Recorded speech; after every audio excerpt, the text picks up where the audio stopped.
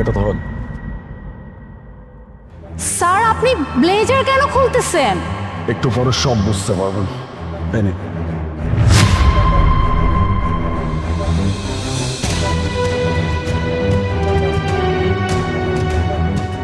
Sir আপনি লুঙ্গি কেন পরতেছেন আমি এটাই বুঝলাম না স্যার, মানে আমার মাথায় কিচ্ছু আসতেছে না।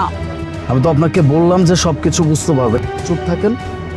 স্যার আপনি গাড়ি থেকে নেমে এইভাবে সব দামি জামা কাপড় খুলে এরকম ভিখারি ড্রেস পরে, মানে আপনি এখানে একটু দাঁড়ান, আমি এক্ষুনি আসছি। বন্ধু, কিরে কি অবস্থা তোর? চাকরি বাকরি পাইলি? আর চাকরি পাওয়া কি এত সহজ রে?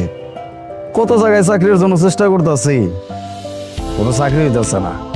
আর এদিকে চাকরি ছাড়া তো জীবন চলা অনেক কষ্ট হয়ে যেতেছে। ওখানে কোনো টাকা পয়সা নাই, টাকা ছাড়া মানুষ চলতে পারে? তুই এক কাজ কর, এই যে 500 টাকা আছে এটা ল। তুই এমনি আমারে আর কত সাহায্য করবি? আমার কাছে টাকা পয়সা না থাকলে তুই আমারে এমনি টাকা ধরা দেস? আরে ল বেটা, যতদিন চাকরি বাকরি না পাইতাছোস চল এটা দিয়া। আমি তো কাম করতেছি, টুকিটাকি তো কামাই করতেছি, সমস্যা নেই। আচ্ছা ঠিক আছে, আমি তাইলে যাই, তুই কাম কর। হ্যাঁ যা।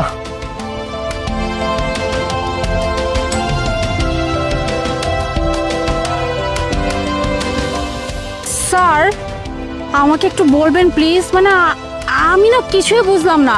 আপনি গাড়ি থেকে নেমে আপনার সব দামি ড্রেস খুলে আপনি খুব ভিখারির বেশে ওই যে মুচির কাছে গেলেন, ও কি হয় আপনার? ও আমার বন্ধু, ছোটবেলার বন্ধু। সেই ছোট্টবেলা থেকে একসাথে বড় হয়েছে। আমাদের পারিবারিক অবস্থা খুব একটা ভালো ছিল না, এমনকি ওর পারিবারিক অবস্থা খুব একটা ভালো ছিল না। আমি আমার পড়াশোনা, আমার চেষ্টা, আমার মেধা বুদ্ধি সবকিছু দিয়ে আজকে আমার অবস্থানের পরিবর্তন ঘটাইছি, কিন্তু আমার বন্ধু এখনো পর্যন্ত নিজের পরিবর্তন ঘটাইতে পারে নাই।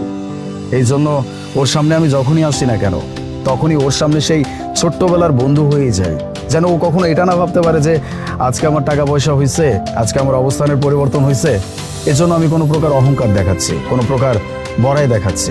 আমি চাই ও আমাকে সেই ছোট্টবেলার বন্ধুর মতোই ভালোবাসুক, আমাদের বন্ধুত্ব এরকমই থাকুক, আজীবন থাকুক। বাহ স্যার, এইটা মানতে হবে যে আপনার ওই বন্ধু সত্যিই অনেক লাকি যে আপনার মতো এরকম বন্ধু পাইছে। আর স্যার আপনি কিন্তু অনেক ভালো মানুষ, তা না হলে এখনকার সময় কেউ কারো বন্ধুর জন্য এইভাবে চিন্তা